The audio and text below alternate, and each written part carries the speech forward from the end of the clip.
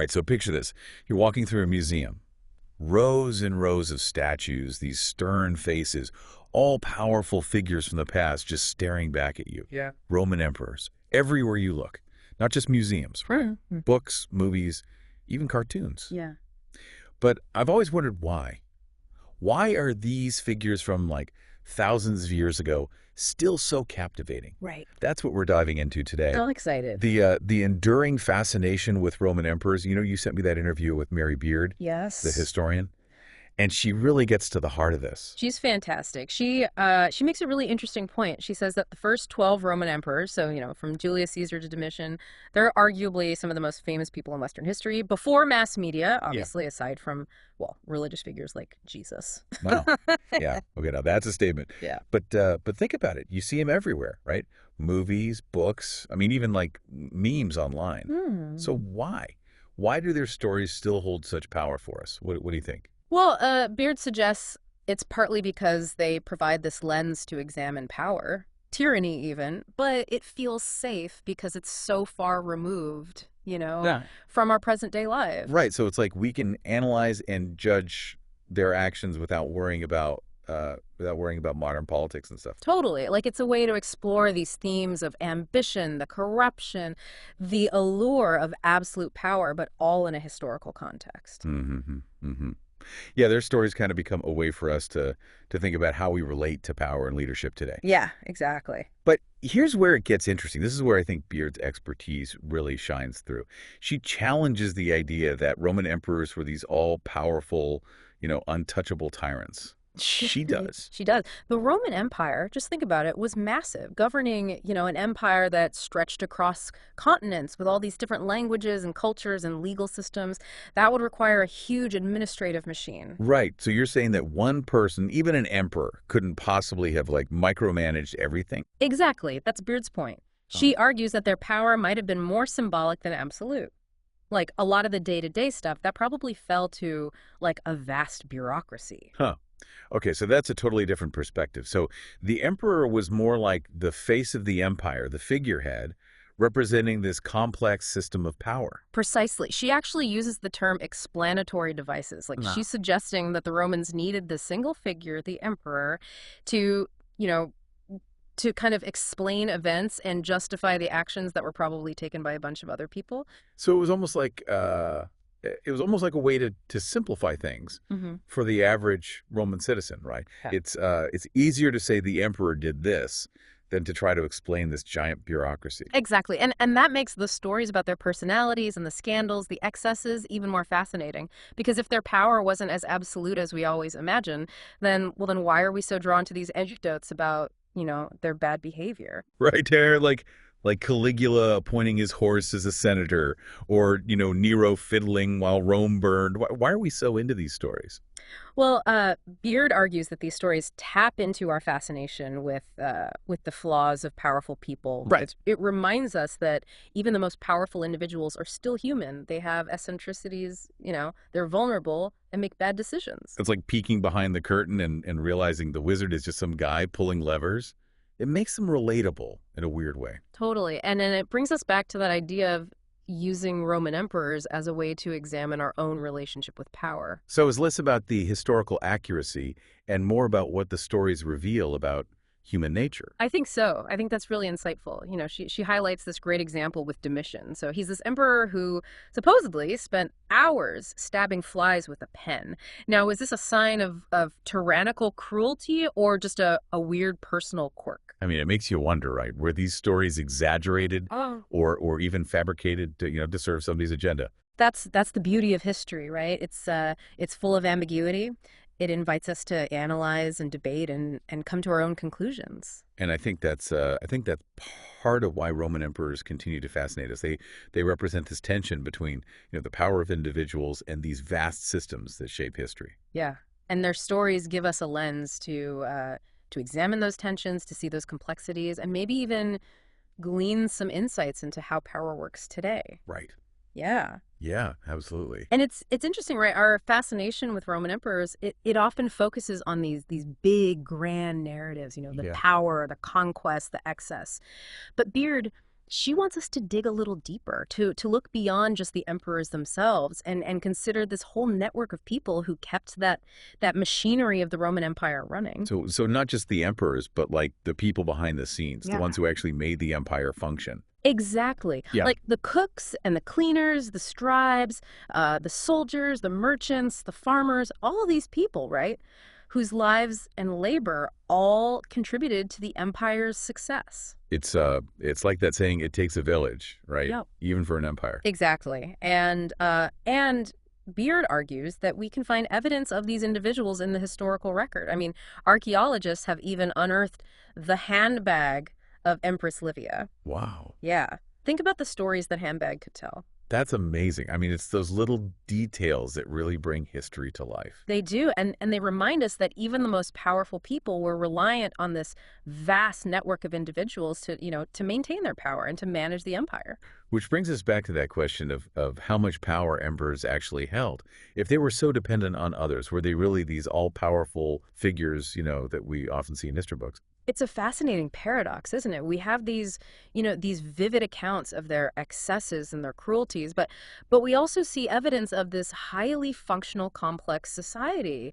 And that couldn't have operated solely on the whims of one person. Right. So it's not a simple answer. It's more about understanding how the emperor, as this symbol of power, interacted with the reality of governing this massive empire. Exactly. And Beard hints at this when she talks about emperors as explanatory devices.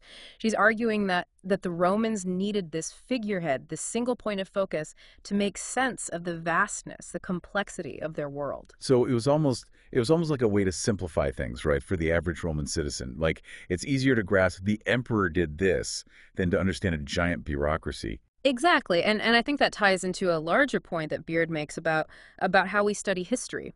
We tend to focus on individuals, the great men who supposedly shape events.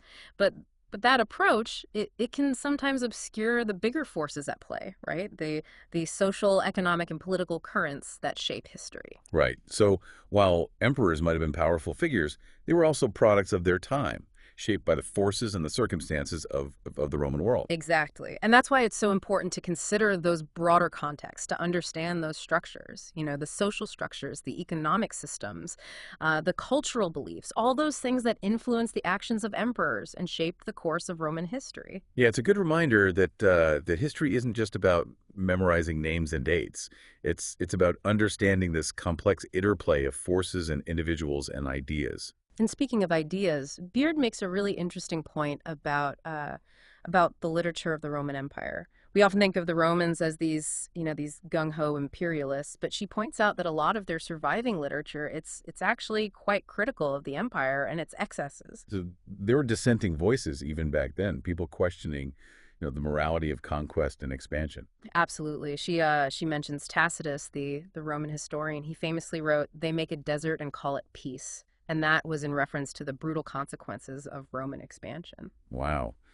That's a powerful statement. Yeah. It reminds us that even within empires, you'll always have individuals who challenge the status quo, Mhm. who speak truth to power and offer alternative perspectives. Yeah, and those dissenting voices, they're crucial for understanding the Roman Empire. They challenge those assumptions. They reveal that there was this diversity of viewpoints, this critique of power. Yeah, it's like we're getting a glimpse into the heart of the empire, the debates, the disagreements that were happening even within this system, defined by absolute power. Exactly. And it's those nuances, those complexities that make history so fascinating. It's not just this dry recitation of facts. It's a tapestry woven from the threads of countless lives and experiences. And those threads, when we examine them carefully, they can offer insights into the human condition, the challenges of power and governing, and that timeless quest for justice and meaning. And speaking of justice and meaning, Beard brings up another point that I think is worth thinking about. She talks about how the Roman Empire transitioned from a republic to a system with just one ruler, and how by the time we get to Caligula, there's just no other conceivable way to govern.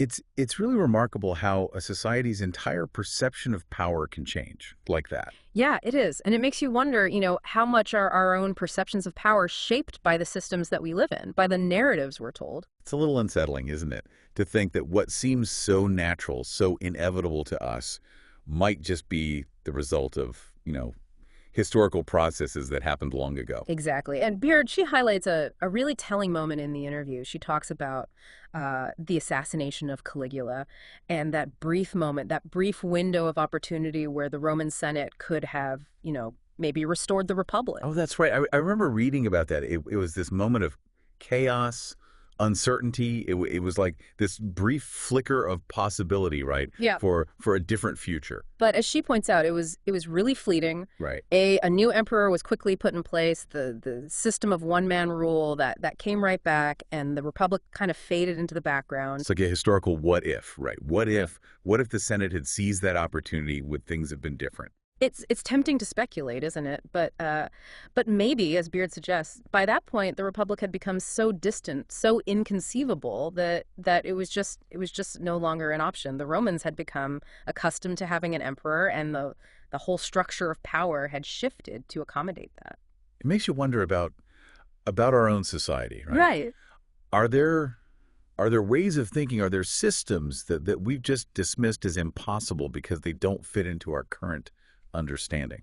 That's a profound question, and one that I think we should explore more. And maybe the Roman emperors, for all their flaws and their excesses, maybe they can serve as a reminder that even the most entrenched systems, those systems of power, they're not immutable. Right. They can change, they can evolve, and sometimes they can be overthrown. It's a reminder that history is full of these unexpected twists and turns, and that even when things seem, insurmountable, there's always that glimmer of hope for something different. And speaking of those unexpected turns, Beard mentions this really interesting anecdote.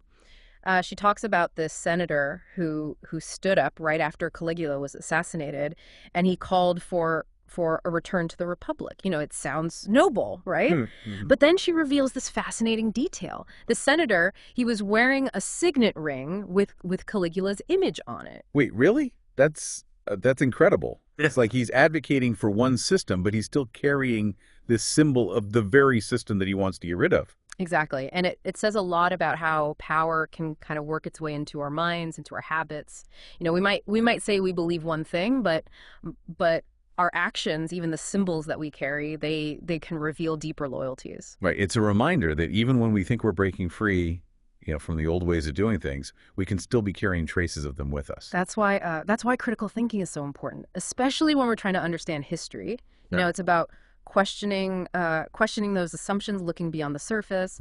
Recognizing how power operates. Yeah. Right. Both in the past and in our own lives. Exactly. And sometimes it's in those small details, those little anecdotes that we find the most profound insights into power and into the human condition. So as we continue to explore the Roman emperors, we should keep an eye out for those hidden clues, right? Yeah. Those little hints that reveal these complexities of power. Absolutely. It's in those moments of discovery that history really comes alive. It speaks to us across time. And speaking of coming alive, let's talk about the personalities of the Roman emperors, because let's face it, that's part of what keeps us interested. These were larger than life figures, right? Full of contradictions, excesses, and, well, drama. Oh, absolutely. And it's so interesting how those personalities were often tied to their public image and how they projected power. Right, like then think about Augustus, the first Roman emperor. He really cultivated this image of himself as this wise, just ruler, almost divine. Exactly. He understood how important propaganda was, how important public perception was. And that image, that image of the emperor as this benevolent father figure, it became the model for centuries. It's incredible how influential those early emperors were in shaping what it meant to be a powerful leader. And their quirks, their scandals, their vices, even all those things became part of their legacy. And we can't forget the role that storytelling played in shaping their reputations. Roman historians, they weren't exactly shy about, embellishing their accounts. Oh, for sure. They knew how to tell a good story. And those stories, even if they were exaggerated, they become part of how we understand these emperors. It's like their lives have become these grand narratives full of triumphs and tragedies. Yeah, and those narratives, they still fascinate us, they challenge us, they even make us laugh sometimes. I mean, who can resist a good story about an emperor who made his horse a senator?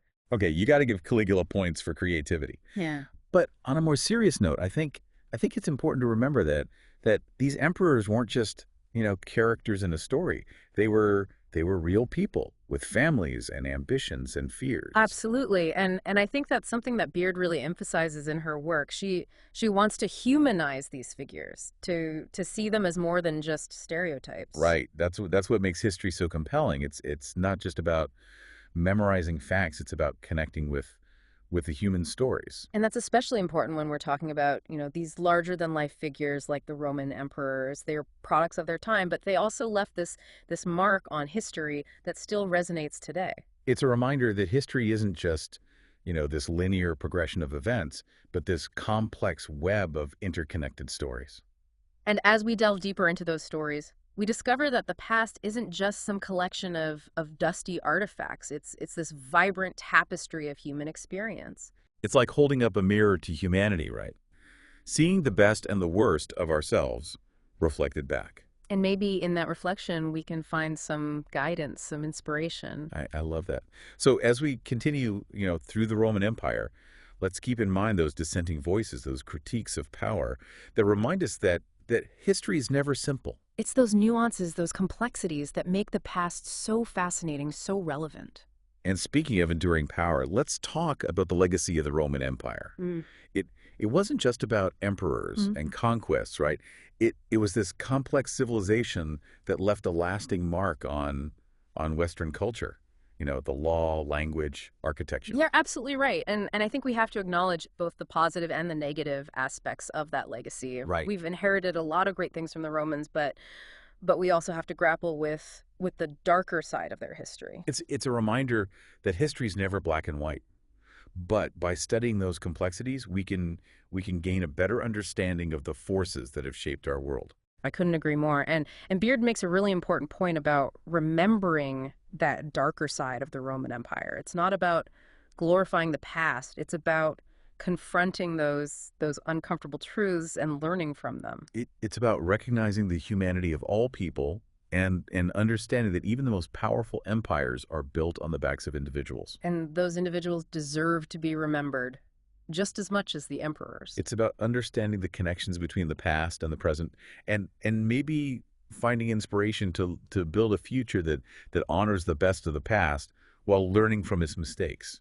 And speaking of legacies, let's talk about how Roman emperors have been portrayed throughout history. They've appeared in art, literature, theater, film. Mm. I mean, it's like they have a life of their own beyond the history books. Like they've become like cultural archetypes, right? Yeah. These symbols of power, ambition, tyranny. Exactly. And I think Beard touches on this when she talks about Roman emperors as these safe spaces to explore those themes, Mhm. because they lived so long ago.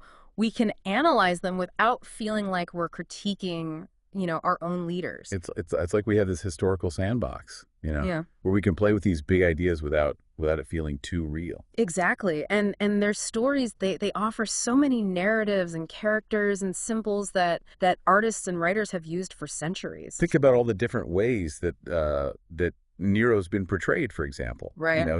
He's been shown as a cruel tyrant, but also as a misunderstood artist, a victim of circumstance. It's fascinating how those interpretations often reflect the values of the time they were created in. During the Renaissance, for example, Nero was often seen as a cautionary tale about the dangers of power. And more recently, he's been looked at through a more psychological lens, with people trying to explore his personality. It's like we keep going back to these figures, trying to make sense of them, to understand them. And in the process, we end up learning as much about ourselves as we do about the Roman Empire. Exactly. History isn't just about the past. It's also a mirror that reflects our own values and beliefs. And maybe that's the ultimate legacy of the Roman emperors. They continue to make us think critically about power, leadership, and human nature. Yeah, they remind us that the past isn't just static. It's a living presence that continues to shape us. And as we explore those stories, we discover that history is about more than just dates and names. It's about exploring the human experience. And in those moments of discovery, when the past comes alive, that's when we find the true power of history. It's about making connections, drawing parallels, recognizing that the human story is this tapestry woven from so many different lives. And those threads, when we examine them carefully, can offer us guidance, inspiration, and maybe even hope. I love that. So as we continue our journey through the Roman Empire, let's keep our minds open to those connections, those moments that show us how the past shapes the present. Absolutely. It's in those moments that we find the real magic of history. And speaking of magic, let's talk about how popular the Roman Empire is in popular culture. It's everywhere, movies, TV, video games, books. We can't get enough of those togas and gladiators. You're absolutely right. It's amazing how the Roman Empire still captures our imaginations. I think part of it is the scale of it all, the drama. The Roman Empire was this huge, complex world, full of big personalities, epic battles, political intrigue. It's like a perfect setting for stories. And I think those stories tap into these universal themes, the struggle for power, ambition, the conflict between duty and desire, things that resonate across time. And let's be honest, the costumes are pretty cool too. Oh, definitely. There's just something about those togas, the armor, the hairstyles. They just scream drama. But I think there's more to it than just, entertainment. I think it also speaks to our fascination with history itself, with the idea that the past is this unknown territory that we can explore. I couldn't agree more. And through popular culture, Mm. we can engage with history in a way that feels, fun and accessible. It's a way to connect with the past, to experience it. And I think those experiences, even if they are fictional, they can make us curious. They can deepen our understanding of history. And maybe in those stories, we can find echoes of our own lives. And speaking of chaos and unpredictability, let's talk about what ultimately happened to the Roman Empire. It didn't last forever, did it? It's a reminder that even the most powerful empires eventually crumble. And I think that's one of the most important lessons we can learn from history. Mm. It teaches us that nothing lasts forever, that even the most powerful systems are fragile. And as we look at the reasons why the Roman Empire fell, maybe we can gain some insights into the challenges that we're facing today. Exactly. And Beard, she talks about some of those challenges in the interview.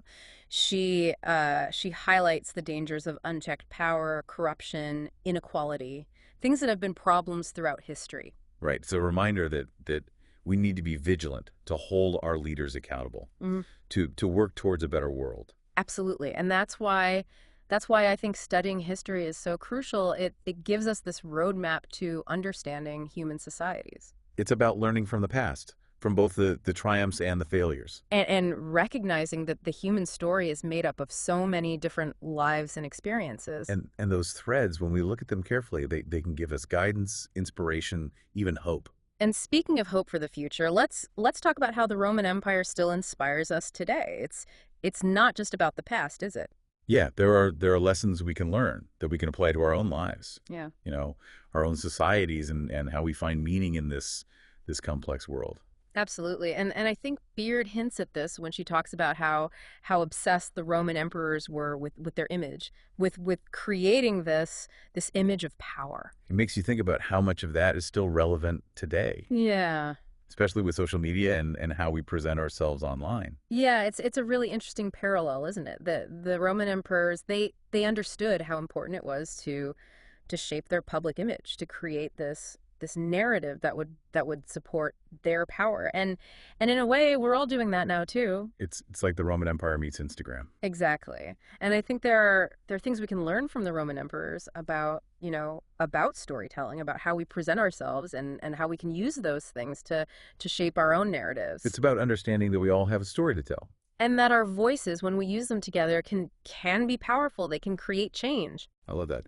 So as we continue, learning about the Roman Empire, let's keep in mind those lessons from the past, the power of stories and how important it is to use our own voices. It's in those moments of reflection, of connection, that we find the true power of history. And speaking of relevance, let's bring this back to you, our listeners. Why should you care about Roman emperors? How can these figures from so long ago be relevant to your life today? That's a great question, and I think it's one worth thinking about. The Roman emperors, they offer us a window into human nature, Yeah. into the allure of power, and these timeless struggles for justice and equality. Their stories are like these big morality plays full of ambition and betrayal, love, loss, all the things that make us human. And I think it's inspiring to realize that those same struggles, those same desires, they've been around for centuries. It's a reminder that we're all part of this one big human story. And maybe that's the ultimate legacy of the Roman emperors. Mm. They remind us that even in the face of tyranny, the human spirit endures. It's a message of resilience, of hope. And speaking of creating a more just world, let's talk about how the Roman Empire, for all its faults, offered these glimpses of a more inclusive society. That's a really interesting point. We tend to think of the Roman Empire as this one big thing, but it was actually incredibly diverse. All these different cultures, religions, ethnicities. Right, and there were times when those differences were actually celebrated. Yeah. When people from all over the empire could come together. Exactly. And I think those moments can teach us something today as we try to figure out, diversity, inclusion, belonging, all of that. Yeah, it reminds us that a society's strength isn't about everyone being the same, Hmm. but about embracing those differences, right? That's a message that's always relevant. So as we keep learning about Roman history, let's remember those examples of inclusion, those times when people felt connected. Absolutely. It's in those moments, those moments of connection and empathy that we see the potential for a better world. And speaking of connections, Beard, she makes a really interesting point about how differently people saw things, depending on where they were in the empire, Yeah. like the Roman elite versus people out in the provinces. Oh, right. She talks about how those people in the provinces, they might not have even known who the emperor was or cared about, what was going on in Rome. They had their own lives to worry about. It's like that saying, the emperor might rule the world, but he can't tell me when to plant my crops. Exactly. And it shows us how important it is to look at history from different angles. The stories of emperors and conquests, they don't always tell the whole story. Right. We need those everyday experiences, those stories of resilience and community to really understand the past. Absolutely. And those stories can teach us so much about, the human spirit, how people face challenges, how they build communities. Those things are timeless. So as we delve deeper into the Roman Empire, let's keep those different perspectives in mind, right? The stories from the people who weren't in the history books. And maybe in their stories we'll find inspiration and guidance, a new appreciation for just how complex the human experience is. And speaking of complexity, let's talk about Roman art and architecture. I mean, it's still around us today. Right. The Colosseum, the mosaics in Pompeii, those columns, those arches, they still have this power to amaze us. You're absolutely right. There's something about the scale of it all, the grandeur, the technical skill that just blows you away. I think part of it is how they combined, practicality and beauty, like the Pantheon, for example. Yeah. This amazing building, but it also had a purpose, right? It was a temple to all the gods. Exactly. And you see that combination of form and function in so much of Roman art and architecture. The Colosseum, the aqueducts, the baths. And don't forget the mosaics, the sculptures, the paintings. They give us this incredible glimpse into Roman life. And those artistic creations, even though they're old and weathered now, they still inspire us. They show us the power of human creativity. So as we explore the Roman Empire, let's take some time to appreciate that artistic legacy, the beauty, the grandeur. It's truly captivating. It is. It's a reminder that humans we strive for beauty, for meaning, for connection, and we can create things that last. And speaking of things that last, let's talk about how the Roman Empire shapes language. I mean, Mm-hmm. so many words and phrases we use today come from Latin. Mm-hmm. Ad hoc, quid pro quo, veni vidi vici, carpe diem. It's everywhere. It really is. Latin, the language of the Roman Empire, it had such a huge influence on so many modern languages. English, French, Spanish, Italian, Portuguese, and the legal and philosophical ideas that the Romans developed, they still influence us today. It's amazing how much of the Roman Empire is still present in our language, our laws, even our everyday expressions. It is. It shows us that history isn't just about, events that happened in the past. It's about these legacies that shape our world. So as we continue, let's pay attention to those words, those concepts, those threads that connect us to the Roman Empire. It's in those moments, when you realize those connections that you really appreciate how much the Roman Empire has impacted us. And speaking of impact, let's talk about their military. The Romans, they weren't just conquerors, right? Hmm. They were brilliant strategists, organizers, engineers. Absolutely. The Roman army was a force to be reckoned with. They were known for their discipline, their organization, and the technology they developed. Think about the legions, Yeah. those highly trained units, the backbone of the Roman army. They could march for miles, build fortifications, and fight in so many different ways. And their tactics, like the testudo formation, where they'd lock their shields together. I mean, that was brilliant, so effective. And we can't forget their siege weapons. The ballistae, the catapults, the battering rams. Those things were engineering marvels. And beyond the battlefield, the Romans were masters of logistics. They built this huge network of roads and fortified camps, and they had sophisticated communication systems. It's incredible how they combined, technology and strategy and just pure logistical skill to create one of the most powerful armies in history. And people still study them today. Military strategists and historians, they look at their tactics, their organization. So as we explore the Roman Empire, Yeah. let's remember those military innovations, the brilliant commanders, and the lessons that we can learn from Roman military history. And maybe in those lessons we can find some insights into how to approach conflict, the importance of strategy, and the need for peace whenever possible. And speaking of peace, let's talk about how the Romans governed. They weren't just about conquering; they were also about building and organizing. Yeah, it's hard to imagine how they managed an empire that big, right? With so Yeah, many different cultures and languages. exactly. But they did. They created this stable and efficient system. A centralized administration, laws, a network of governors. Think about their legal system. I mean, that was Yeah, a masterpiece. Organized, logical. It influenced legal systems all over the world. and their idea of citizenship, giving people rights and privileges throughout the empire, that was revolutionary at the time. And their infrastructure, the roads, the aqueducts, the bridges, the public buildings, all those things. They connected the empire. They showed Roman power. It's incredible how they managed to create this sophisticated system, right? Connecting those distant provinces, keeping things in order. And it's still inspiring today as we try to figure out how to govern diverse societies, how to build things that last. So as we explore the Roman Empire, let's appreciate those innovations in government, those enduring ideas from Roman law, and learn from their successes and their failures. And maybe in those lessons we can find some guidance for creating a more just world. And speaking of a just world, let's talk about how the Roman Empire affected religion and spirituality. Yeah. They were polytheistic, right? They had all these gods and goddesses. That's right. The Roman Empire was this melting pot of religious ideas. People from all over, they brought their beliefs with them. So you had, traditional Roman gods, but also Egyptian deities, Greek myths, all sorts of things. And for the most part, the Romans were pretty tolerant of different religions, as long as they didn't, threaten the empire. And that tolerance led to some really interesting things.